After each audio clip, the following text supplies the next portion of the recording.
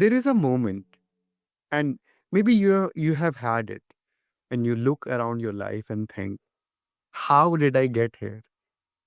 Not in a reflective philosophical way, in the quiet, raw, quiet, terrifying way, where everything you thought you'd build is gone or crumbling or just not enough to hold you anymore. Rock bottom is not dramatic scene from a movie. For most people, it is painfully ordinary. The hardest part is not falling. It is figuring out how to take even one step after. Welcome back to Healthy Mind, Healthy Life. I'm your host, Yusuf, and this is the space where we have honest conversations about mental health that most people are afraid to start. Today's guest is a father, an Air Force veteran, and someone who has walked through loss, trauma, and serious injury and came out the other side with hard earned wisdom and a practical framework to share. Please welcome Ryan Castleberry. Ryan, I'm genuinely glad you're here. Thank you for allowing me to be a part of this today. Welcome. So, Ryan, before we get into a depth of everything, I want to start somewhere personal. So, if you had to point to one moment, not the lowest point necessarily, but the moment where something inside you shifted and said, okay, I have to try differently. What did that moment feel like for you? So, after my motorcycle accident, and I was told that I wouldn't be able to run again, and 3 months before that, I completed an ultra marathon with no training, and so it completely left me clueless of, because that's how I defined who I was, and so I was forced to turn and just do what I could when I could. And at that point, just walking was the best that I could do, and looking back, I mean, I've made such growth from there, but it all started with just doing what you could when you could. And I think that was monumental, through the healing process. Mm, I see. And Ryan, there's this idea most of us carry around that people who rebuild their lives have some kind of defining moment, a grand turning point where everything just clicks for them. But I get the sense from your experience was a lot less cinematic than that. Well, so my moment was my daughter was 3 years old and sitting in the back of my car, back of our vehicle. And I was in the process of losing everything, trying to recover, trying to heal, and she wanted french fries from McDonald's. I couldn't afford to buy her $2 french fries, and I remember sitting there having that moment and just gut-wrenching hearing her cries because I couldn't, provide something simple for her, and just having that moment where I decided I would never be back in that moment ever again.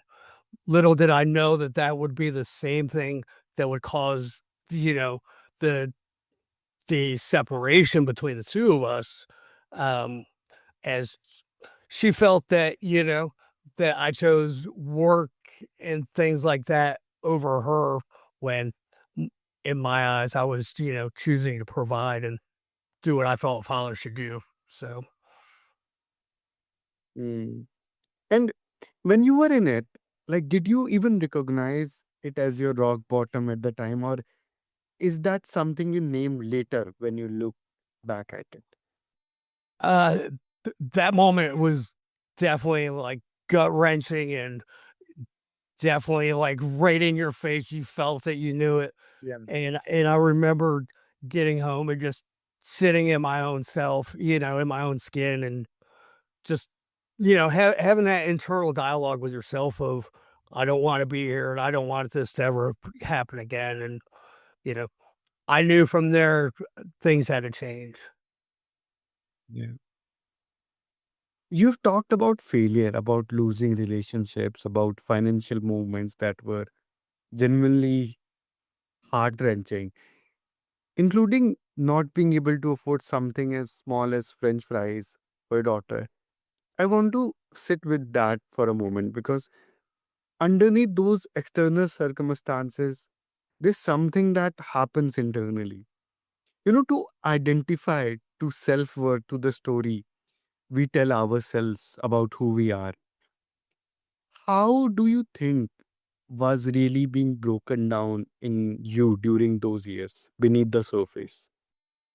Well, so I believe that, we're a growth in process, and it's life is a journey, not a destination. Um, and I remember pushing away someone I loved very much and then realizing she was gone. There was no coming back. And just having that moment of knowing I never wanted to be in that situation ever again. I'd pushed away the people I loved, and, it was because I didn't wanna hurt them from a brain injury and, how I was showing up in life. But it was that moment where I realized it was my turn to grow and to step up, and that's actually when I jumped deep into, therapy, and, I found a therapist that, man, he spoke my language, and he would tell me things I didn't wanna hear, and he would say it in a way I didn't wanna hear it, but he had a way of saying it, and it was okay to come from him, and that's where the real work started for me. I see.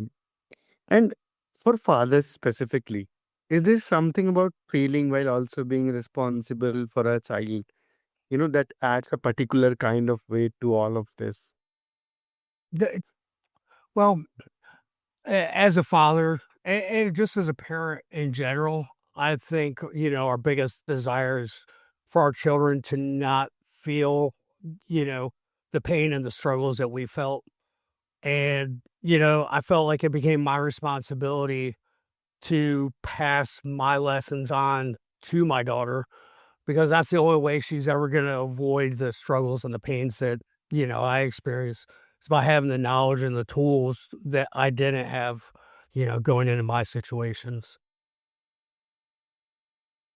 I see. Let's talk about rebuilding, like what rebuilding actually look like in everyday life. What did those early days of trying to do something different actually feel like? Because I think people imagine it as this forward momentum, but I suspect it was a lot messier than that. Absolutely. So I spent 6 weeks in a brain injury rehab. And before that, I was actually a fitness trainer, extremely fit, extremely healthy. And every day I would give that, my therapist just grief, give me something hard, and one day she's like, I got something special for you today. And next thing I know, she got me standing on one leg, you know, stretched out. Man, my legs are quivering, every part of me wanting to break down. And I'm like, what in the world is this? And she's like, oh, that's Pilates. I do it 5 days a week. And Pilates is nothing I'd ever experienced before. The hard part was I didn't always show up the way I wish I could have. You know, I caused pain and hurt to a lot of people that I loved. And it got to a point where I realized, that the people I love and care about are worth better than what I've been showing. And that's where the real work came, where I had to stop using excuses, and start making changes. And that's, you know, where it got ugly and it wasn't very pretty and it was painful and a lot of self-reflection, and it's not always it's not always the fun part, but getting through it, you know, has created a more peaceful me, and I'm thankful that I've put that work in. Mm, uh, you know, people feel or just assume that, once you start doing things, it'll be in a straight path, like it'll be happy, happy, happy, forward, forward, forward. From your experience, what was it like actually? Was there setbacks, again hitting, losses, a few setbacks, then again pushing? Well, so, like, I know when I was going through therapy, all the time felt like everything that was wrong with me, and it had become such a heavy, like, here you are trying to change, you're trying to be a better person, but the rest of the world still sucks. Yeah. You're like, I'm putting in the work and they're not. And why am I feeling all the pain? Um, and then it dawned on me one day, you know, everything that I've been looking at that's wrong with me is also what's right with me. Those bad traits, like somebody, say somebody who's addicted to drugs or bad choices, if they dig deeper, those same features are what make wonderful entrepreneurs, and it's just a matter of how we frame it, and what we direct it towards, whether we define it as bad or good. But, so even everything that's wrong with you is also what's right with you. And that's what I had to realize, to make it not so heavy going through the process. I see. And you developed something you called the 30-day climb, a framework built around small, consistent action. Can you explain what is that?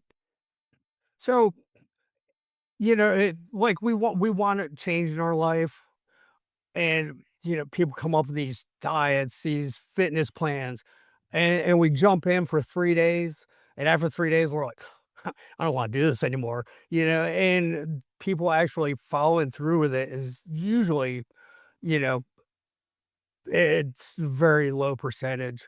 And what I found was it's not trying to get everything done and, eh, you know, everything all one day.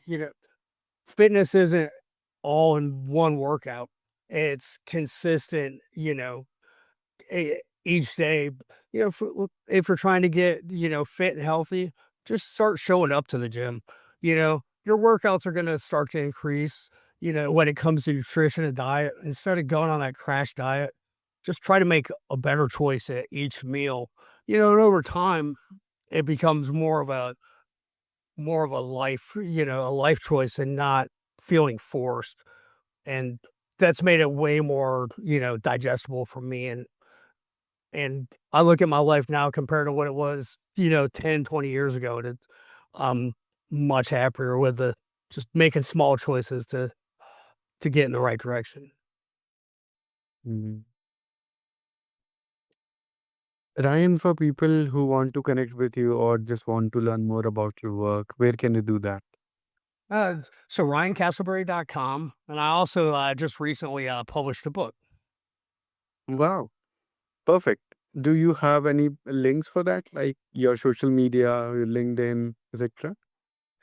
Yeah, so my LinkedIn is the Castleberry team, and and then of course RyanCastleberry.com, will give you access to everything as well. And of course, I'm on every other, platform you can think of. Perfect. And to everyone listening, all these links are in the show notes, so just go and check those out. Wonderful.